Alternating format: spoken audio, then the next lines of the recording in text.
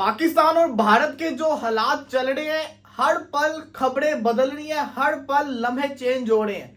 कुछ देर पहले खुशी थी, सीज फायर हो गया, सब कुछ बेहतर होगा, पीएसएल भी शुरू होगा, आईपीएल भी शुरू होगा। लेकिन पिछले 2 घंटों से जिस तरीके से एलओसी के ऊपर कश्मीर वाली साइड के अंदर फायरिंग की जा रही है और पाकिस्तान का ये कहना है कि भारत की तरफ से ये वायलेशन शुरुआत की गई है, पाकिस्तान अब इसका रिस्पॉन्स देना शुरू हो गया हुआ है। और दूसरी तरफ अगर आप उनके मीडिया को देखेंगे तो वो कहेंगे पाकिस्तान की तरफ से वायलेशन की गई है, हम इसका जवाब दे रहे हैं। सवाल यह आता है कि सच्चा है तो है कौन? अब इस चीज के अंदर पीएसएल के लिए खतरा दोबारा से आ गया है। पीएसएल को क्या खतरा है मैं आपको आगे जाके बताता हूं, लेकिन मैं आपको एक चीज नहीं बता दूं, जब से ये हालात चले हैं मैं हर चीज को बड़ी बारीकी से मॉनिटर कर रहा हूं। मेरी नजरें हर वक्त Pakistani media, Indian media, social media होती है। लेकिन यहां पे खबर ये चली कि एकदम से इसको कहते हैं ना, कश्मीर के अंदर वायलेशन हो गई है। अब दोनों एक दूसरे के ऊपर इल्जाम लगा रहे हैं, लेकिन वायलेशन तो हो गई है ना।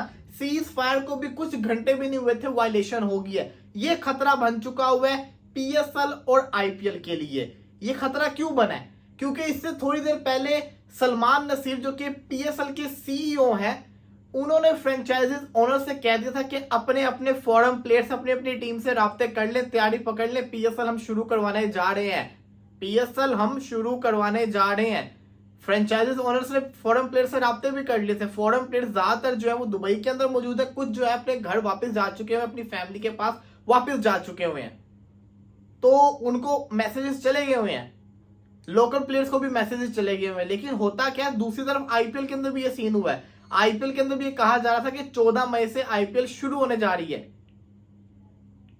हर जो टीम थी, अभी काफी सारे जो फॉरेन प्लेयर्स थे वो इंडिया में मौजूद थे, तो आईपीएल शुरू होने जा रही थी। लेकिन एकदम से वायलेशन दोबारा से हुई, तो खबरें ऐसी आ रही कि नहीं, अभी भी दोबारा से इसको होल्डिंग पे लिया जा रहा है, क्योंकि इन केस अभी तो एलओसी पे फायरिंग है ना, अगर एक भी मिसाइल दोबारा से किसी एक ने भी चला दिया तो क्या होगा, दोबारा से इसको कहते हैं ना, वही वाले हालात आ जाएंगे, वही सब कुछ सिनेरियो शुरू हो जाएगा, फिर खतरा बन जाएगा। तो इसलिए पीएसएल की जो मोस्ट प्रोबेबली पीएसएल 14 तारीख से शुरू होने जा रही थी, 14 तारीख पीएसएल की शुरू होती मुझे नजर आ रही थी कि ये डेट पे 14 तारीख को पीएसएल शुरू हो जानी थी। अगर ये मामला ठंडा ना हुआ आज रात तक तो ये फिर से डिले होती हुई नजर आ रही है। ये सैड न्यूज है पीएसएल के लिए, फैंस के लिए, सिमिलरली आईपीएल के फैंस के लिए भी ये सैड न्यूज है। इसको आपको डीपली देखना पड़ना है। सवाल ये आता है, मैंने आपको बताया मेरी नजरें हर चीज के ऊपर थी, मैं हर चीज को मॉनिटर कर रहा था। मैंने ये मॉनिटर किया कि भारतीय मीडिया जो है, स्पेशली भारत के लोग, वो जैसी सीज फायर हुआ वो बीजेपी जो पार्टी, उनकी रूलिंग पार्टी है, उसके अगेंस्ट बहुत ज्यादा बोलना शुरू हो गए।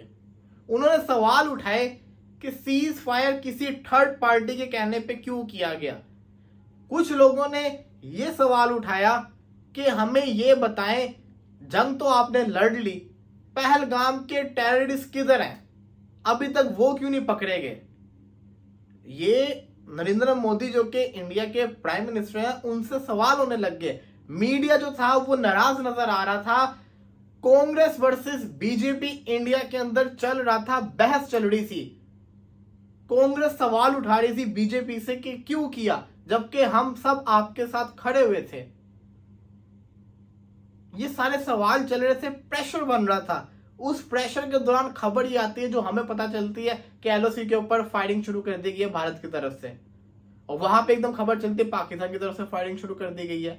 फिर होता क्या है कि सबका जो ध्यान था ना वो डाइवर्ट हो गया।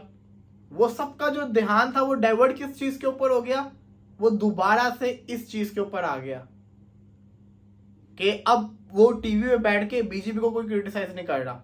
अब दोबारा से इसके ऊपर बातचीत शुरू हो गई है। इवन के CNN कितना बड़ा इदारा है, न्यूट्रल है ना, इंडियन मीडिया नहीं है ना पाकिस्तानी मीडिया। मैं उनको सुन रहा था, CNN वाले वो बड़े श्योरिटी के साथ ये बोल रहे कि जैसा कहते हैं ना, अमेरिका से इंडिया ने रब्ता किया। ये खबर जब चल रही थी ना, तब और क्रिटिसिज्म हो रहा था तो मुझे ऐसा लगता है कि उस क्रिटिसिज्म से बचने के लिए दोबारा से एलओसी के ऊपर सब कुछ शुरू किया गया। इससे होगा क्या, क्रिकेट को नुकसान पहुंचेगा।